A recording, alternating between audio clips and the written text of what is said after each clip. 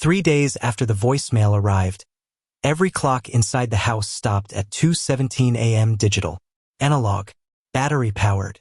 Even the microwave display froze mid-count. No one inside noticed. Someone outside did. The neighbor, a retired postal worker named Gerald Chun, checked his own clocks obsessively after that. He'd developed the habit without understanding why.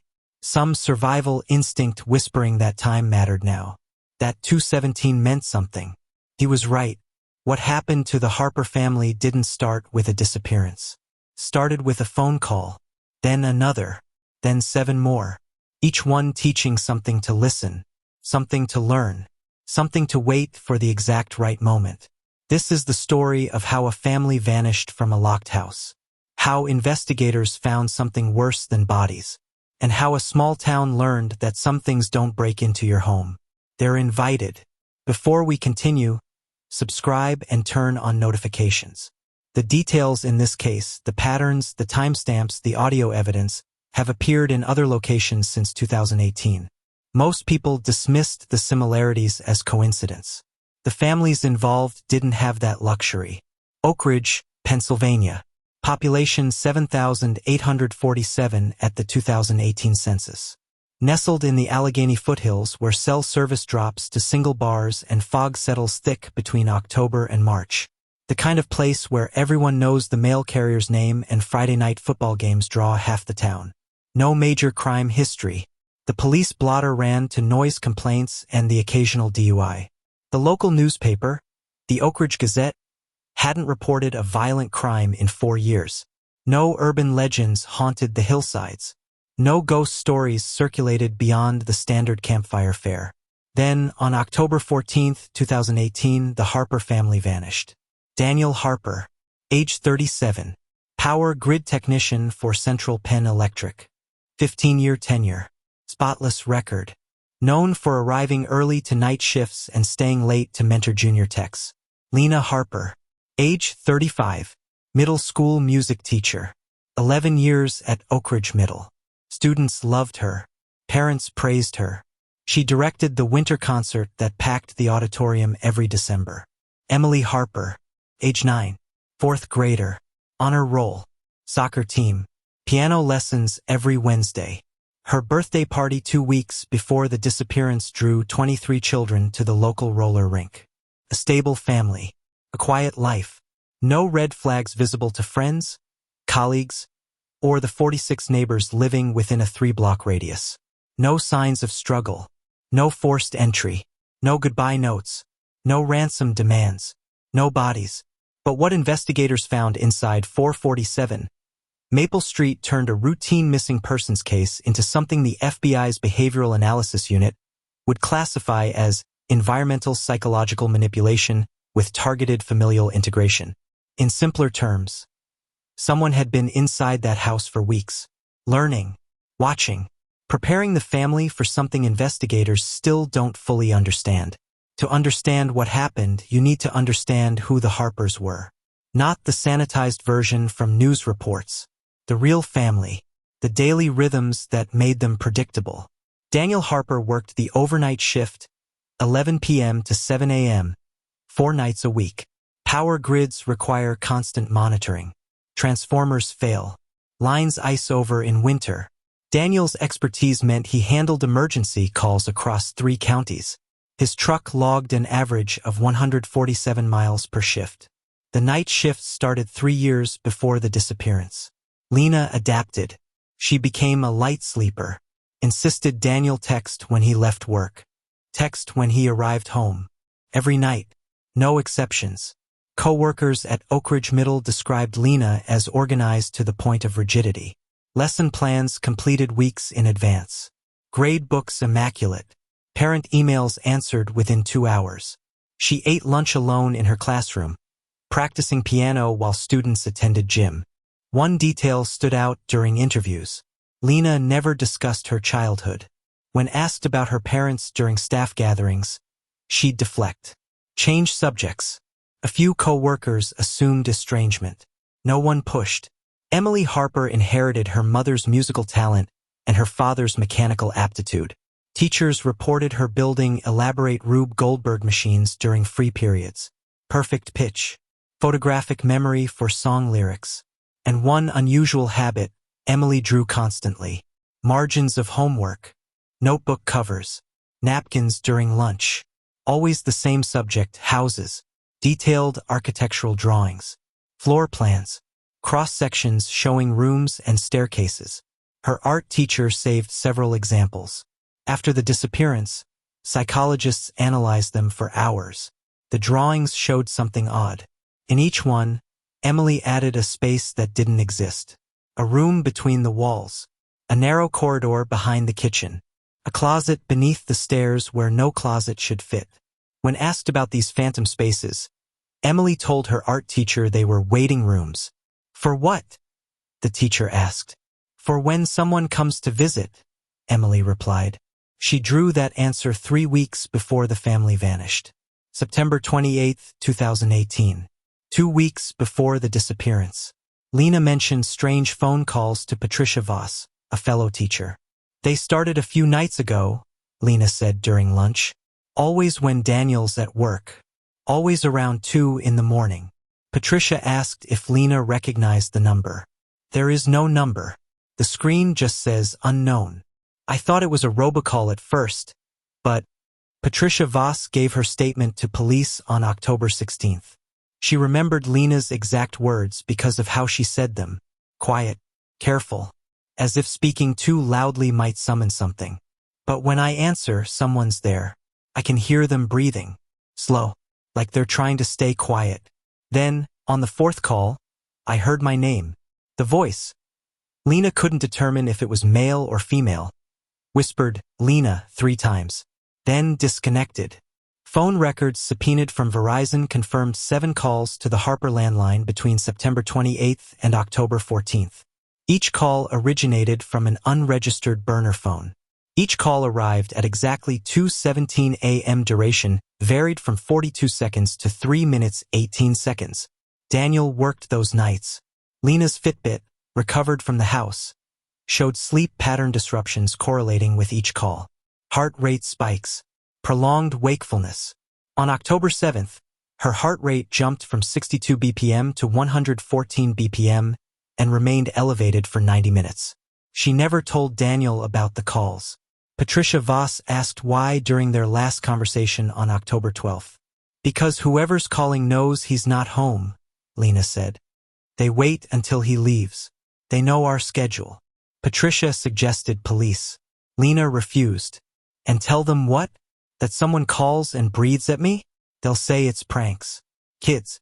"But Patricia, it's not a prank.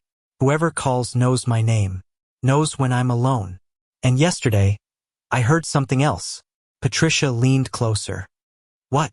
"Footsteps. In the background. Like they were walking through a house. Through my house." October 13th, 2018.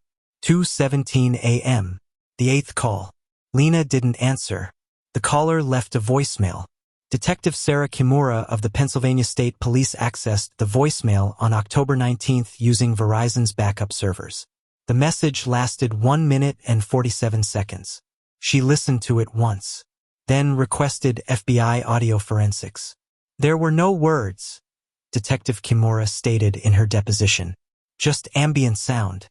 But the quality was wrong. Too clear. Like it was recorded close to the microphone. Intimate." FBI technicians spent 3 weeks enhancing the recording. They isolated background frequencies, removed cellular compression artifacts, applied spectral analysis. What emerged made the lead analyst request immediate transfer off the case. The recording wasn't random noise. Someone had walked through a house, Lena's house, recording as they moved. The acoustic signature matched hardwood floors transitioning to carpet. A creak on the 7th step of a staircase. The specific resonance of a hallway with photographs on both walls. Investigators confirmed these details by walking through 447 Maple Street themselves, recording their footsteps for comparison. The match was exact. But here's what made seasoned FBI agents request reassignment. The recording included 3 distinct stops. First stop, 14 seconds. Location analysis suggested the living room, near the couch where Lena sat during late-night insomnia. Her book, The Goldfinch by Donna Tartt, lay on the side table. Bookmark at page 284. The recording captured pages turning. Second stop, 9 seconds. Base of the staircase. A hand brushed against the banister. Would grain friction. Then slow ascent. Each step deliberate, patient. Third stop, 31 seconds. Outside a bedroom door. Emily's bedroom door. The recording captured breathing from inside the room. A child's breathing. Rhythmic. Deep. Asleep. Then, barely audible beneath the static, a whisper. Soon. The voicemail ended. October 14, 2018. Sunday. Daniel's Friday night, working the weekend rotation. School security footage showed Lena dropping Emily off at 8:42 a.m. Emily wore her soccer uniform. Game scheduled for 10 a.m. Lena signed the parent volunteer sheet for snack duty. Oranges and granola bars. The game footage exists. Parents filmed their children playing. Emily scored 1 goal. Smiled at the camera. Lena cheered from the sideline. Phone pressed to her ear during halftime. Phone records show she called Daniel at 10:27 a.m. duration. 6 minutes, 12 seconds. Daniel's coworker, Marcus Webb, remembered the call. Dan stepped outside the substation to take it. When he came back, he looked worried. Said Lena sounded off. Distracted. She kept asking if he'd been in Emily's room recently. If he'd moved things. Marcus asked what things. Emily's drawings. Lena said they were different that morning. Rearranged. But Emily had been asleep when Lena checked at 7 a.m. Nobody else was home. Daniel promised to come home early. Check the house. Make sure everything was secure. Grocery store receipts show Lena and Emily shopping at 1:43 p.m. standard Sunday purchases. Milk, bread, chicken breast, vegetables. Emily convinced her mother to buy rainbow goldfish crackers. Not their usual brand. The checkout clerk, Denise Hoffman, remembered them. Emily was excited about something. Kept telling her mom they needed to get home. Before it gets dark, she said. It was barely 2 in the afternoon. I thought it was cute. Kids and their imaginations. Denise recalled one other detail. While bagging groceries, Emily leaned close and whispered, "Do you ever hear footsteps in your house when nobody's walking?" Before Denise could respond, Lena pulled Emily away. Apologized. Said Emily had watched too many scary movies lately. But Lena's hand shook when she swiped her credit card. Traffic cameras tracked the Harper vehicle returning home at 2:14 p.m. Neighbor Gerald Chun saw them unload groceries. Waved from his porch. Lena waved back. She looked tired, Gerald told investigators. More than tired. Haggard. Like she hadn't slept in days. The front door closed at 2:19 p.m. Security footage from Chen's doorbell camera, installed after a package theft, captured the Harper house until 6:47 p.m. when sunset triggered infrared mode. No one entered. No one left. Lights turned on at 5:32 p.m. Kitchen lights. Living room lights. Upstairs bathroom light at 6:15 p.m. Emily's bedroom light at 6:33 p.m. Routine. Normal. A family settling into Sunday evening. At 7:02 p.m., Lena texted Daniel, "What time will you be home?" Daniel replied at 7:04 p.m., "Leaving here by 1:30. Home by 2. You okay?" Lena, "Just want you home." Daniel, "Something wrong." 3 minutes passed. Then, Emily keeps hearing things. Says someone's walking downstairs. But it's just the house settling. Right? Daniel, "Old houses make noise. I'll check everything when I get home. Promise." Lena, "Okay." Daniel, "Lock the doors.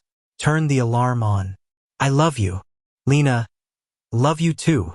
Last text message. 7:11 p.m. Daniel Harper clocked out at Central Penn Electric at 1:48 a.m. Coworkers confirmed he seemed anxious. Kept checking his phone. Marcus Webb walked Daniel to his truck. He said Lena hadn't answered his last 3 texts. Calls went to voicemail. He figured she fell asleep, but he wanted to get home. Make sure everything was okay. Traffic cameras tracked Daniel's truck along Route 422 East. Last confirmed sighting, 1:56 a.m., approximately 4 miles from Maple Street. The truck never arrived. Gerald Chen's doorbell camera captured the Harper house front porch between 1:30 a.m. and 3 a.m. At 2:17 a.m., every light in the house went dark. Not gradually, simultaneously, as if someone flipped a master switch. The porch light, motion activated, turned off despite no movement detected. Infrared footage showed the front door closed, undisturbed. No shadows moved across windows. No vehicles approached.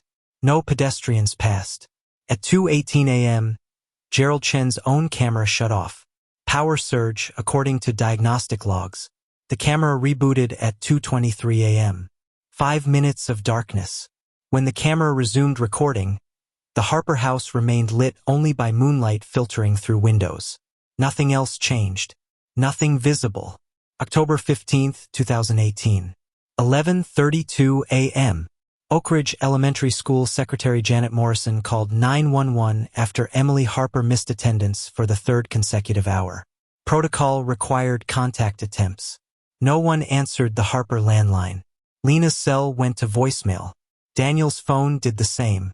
Principal Davies requested a wellness check.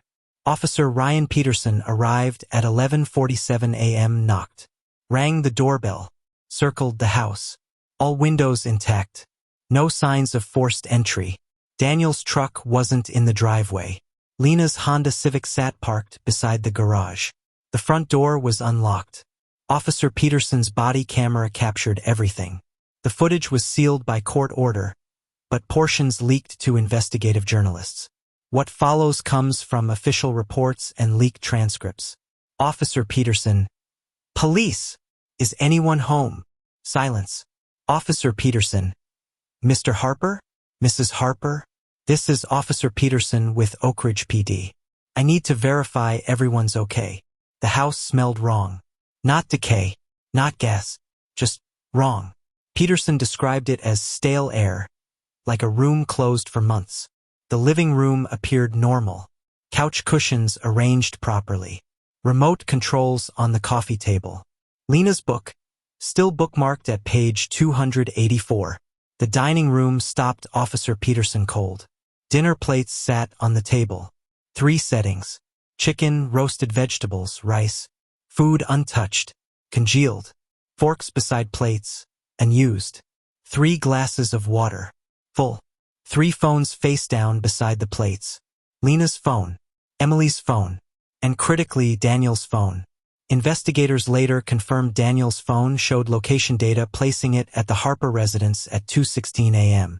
The device logged final activity at exactly 2:17 a.m. Every phone displayed identical notification screens. 1 missed call. Timestamp, 2:17 a.m. No caller ID. But here's what made Detective Kimura's hands shake when she reviewed the evidence. When police powered the phones on, each device attempted to return the call. Automatically, as if programmed. The number connected to a dead line. Disconnected service. No account record. Officer Peterson proceeded upstairs. Master bedroom. Bed made. Lena's nightstand held reading glasses and a glass of water. Daniel's side held loose change and work badge lanyard, without the badge. Emily's bedroom made Peterson call for backup. The walls were covered in drawings. Crayon drawings. Fresh, vibrant colors. Dozens of them. Overlapping. Layered. Stick figures. 3 of them tall, medium, small, representing the family. Standing beside a 4th figure. Tall. Black. No features. No face. Just an elongated shape with arms too long and fingers too many. Every drawing showed the same thing. The family standing still while the black figure reached toward the smallest stick figure. Toward Emily. But the detail that made Peterson's voice crack in his radio call was the text. Written in crayon in a child's handwriting. Written on every single drawing. 217. 217. 217. Over and over. Forensic teams arrived within 30 minutes. Fingerprint analysis confirmed Emily's prints on approximately 40 crayons. Lena's prints appeared on door frames, light switches, kitchen surfaces. Daniel's prints existed on tools in the garage, his phone, bathroom fixtures.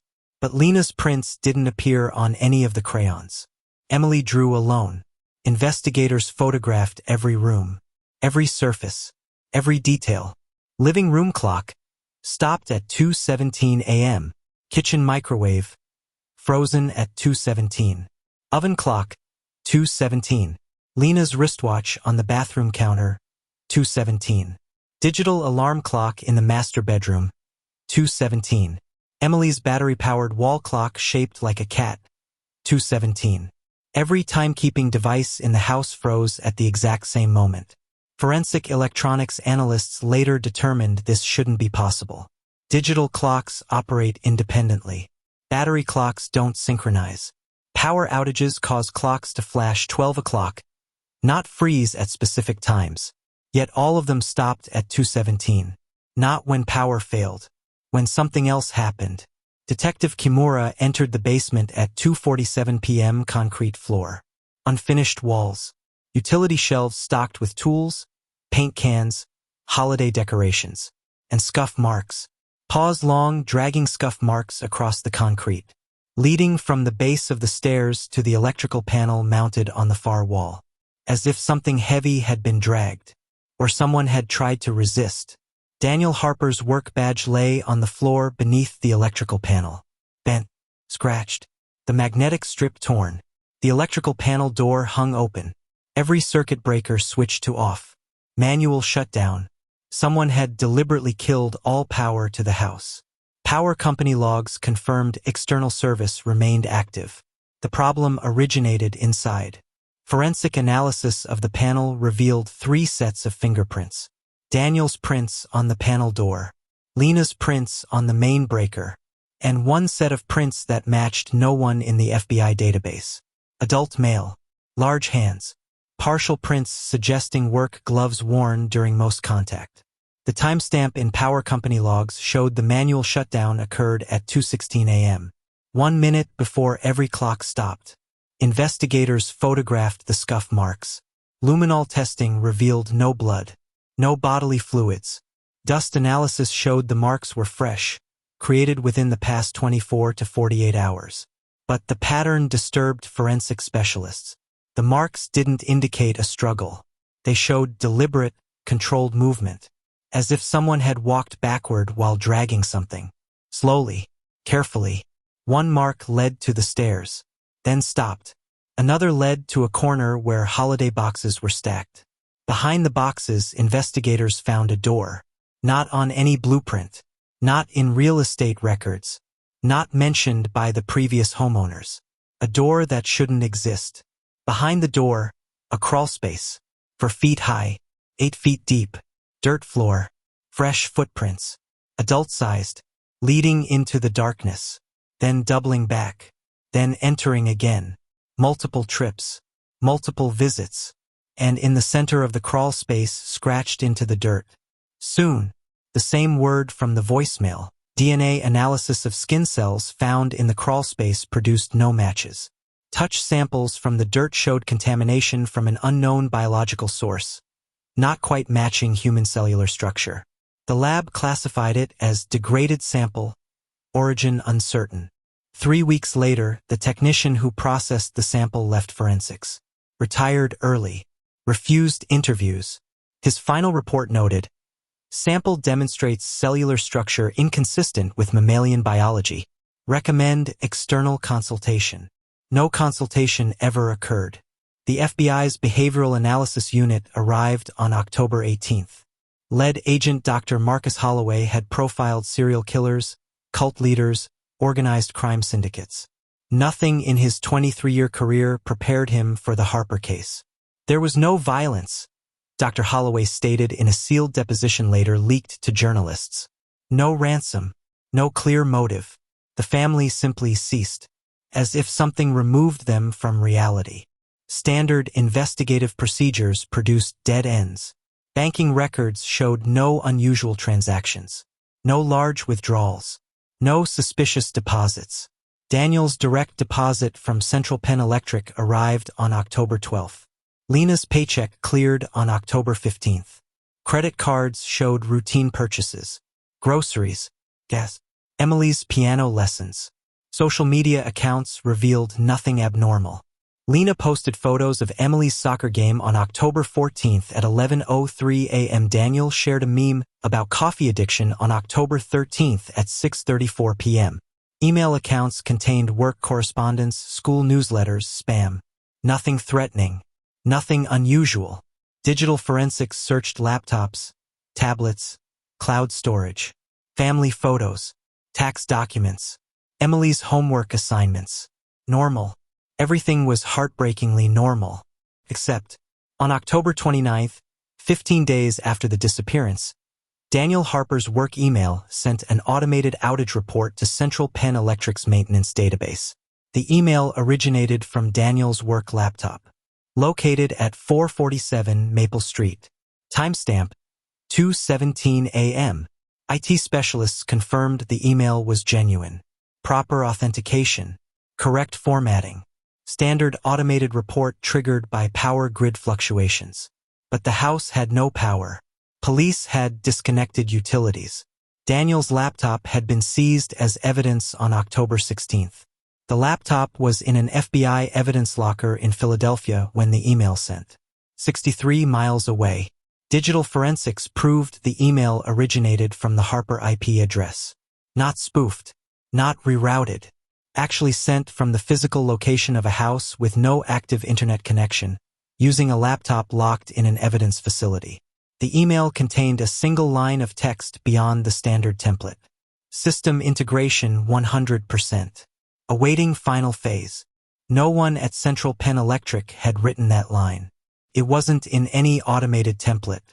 The words simply appeared. FBI Cyber Division investigated for 3 months. Classified the event as unexplained digital anomaly. Closed the investigation without conclusion. The laptop disappeared from evidence storage in January 2019. Logged as damaged during transport. No transport had been scheduled. Cellular records traced the October 13th voicemail to a location 6 miles northwest of Oakridge. Abandoned railway tunnel. Constructed in 1904 for coal transport. Decommissioned in 1967 after a partial collapse. The tunnel stretched 1,847 feet through Crow Hill. Local teenagers used it for parties. Graffiti covered the entrance. Beer bottles. Cigarette butts. The usual decay of forgotten infrastructure. Search teams entered on October 22nd. Officer Danielle Morrison's helmet camera captured the search. The footage shows a standard urban exploration. Debris, puddles, graffiti featuring band logos and crude artwork. Then, 400 feet in, the graffiti stopped. The walls became clean, smooth, as if recently washed. Fresh footprints appeared in the mud. Adult-sized boots. Leading deeper, the team followed. At 800 feet, they found children's shoes. Small, pink, size 3, Emily's size. DNA testing confirmed Emily Harper had worn those shoes within the past 2 weeks. At 1,200 feet, the footprints changed. The boot prints continued. But beside them, barefoot impressions appeared. Small feet, a child's feet, walking willingly. No drag marks, no signs of force. At 1,600 feet, the tunnel opened into a collapse chamber. 30 feet wide, ceiling partially caved. Rocks and timber supports jumbled on the floor. In the center, 3 backpacks. Emily's school backpack. Lena's leather purse. Daniel's work duffel. All items confirmed by serial numbers and contents. Arranged in a perfect triangle. Officer Morrison's radio crackled. Dispatch reporting a call from maintenance worker Luis Mendoza. Luis had been inspecting the tunnel's eastern entrance when he heard something. A child. Humming. Luis described the melody as familiar. Simple. Repeating. Search teams moved toward the eastern entrance. The humming stopped. Thermal cameras detected heat signatures. Human-shaped. 3 of them. Standing 30 feet beyond the collapse chamber in an area too unstable to safely access. The thermal readings showed the figures standing motionless for 17 minutes. Then the signatures faded, not moving away, just dissipating, like heat absorbed into stone. Luis Mendoza's statement, recorded October 22nd. The melody was "Twinkle, Twinkle, Little Star," but wrong. Notes out of order, like someone trying to remember but getting it backwards. I called out, asked if anyone needed help. The humming stopped. Then I heard footsteps, running, toward me, fast. Luis ran, exited the tunnel, called police. Search teams found no one. Thermal cameras detected nothing. Audio recordings captured only wind and water drips. But on the tunnel wall, scraped into limestone, found, below it, 217. Dr. Marcus Holloway's final report, submitted December 2018. The Harper case defies conventional behavioral analysis. No evidence of abduction. No evidence of voluntary departure.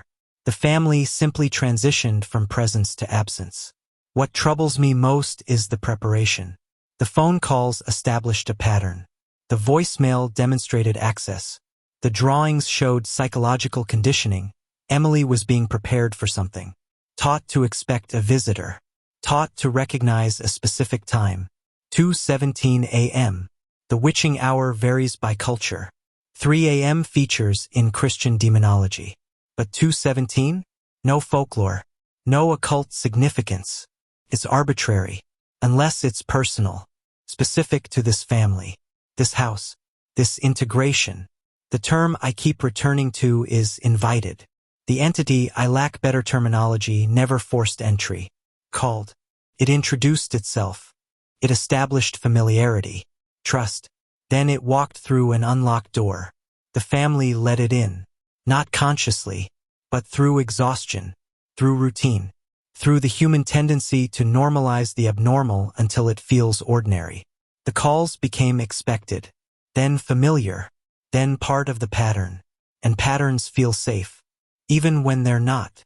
The Harper case remains open. No charges filed. No suspects identified. No resolution. For 47 Maple Street stands empty. The property entered foreclosure in 2020. No real estate agency will list it. No developer will purchase it. Because the calls continue. Every year since October 2018, Oakridge residents report the same phenomenon. Phones lighting up at exactly 2:17 a.m. No number displayed. No voice speaks. Just footsteps. Slow. Measured. Patient. The sound quality is too clear. Too intimate. As if recorded inside the listener's own home. Most calls last 40 seconds. Long enough to hear footsteps climb stairs. Pause outside a bedroom door. Then silence. Gerald Chun reported 12 calls between 2018 and 2023. He moved to Florida in December 2023. The calls followed. Same time. Same footsteps. Different house. Patricia Voss reported 6 calls. She changed her number. The calls reached the new number on the first night. Luis Mendoza reported 3 calls before he stopped answering his phone entirely. Investigators theorize the calls are hoaxes. Pranks inspired by true crime coverage. But phone companies can't trace the calls. The signals originate from towers near each recipient. Local. Close. As if something moves through the town, learning new numbers, new addresses, new patterns, waiting for the right moment, the right family, the right invitation. Detective Kimura retired in 2022. Before leaving, she added one note to the Harper file. We investigated this as a missing persons case, then an abduction, then a murder without bodies. We were wrong. This wasn't a crime. It was a collection. Something came for them. Something they let inside without realizing. And when 217 arrived, it took what it had been promised. The drawings, the calls, the voicemail, all of it was negotiation, preparation, contract terms being established. We didn't fail to find the Harpers. They completed a transaction we don't understand. If your phone lights up at 2:17 a.m., don't answer. Don't listen for footsteps. And never, under any circumstances, check if your doors are still locked. Because if you hear someone walking through your house at 2:17, asking that question means it's already too late. They've been invited. They've learned your pattern. And they're coming to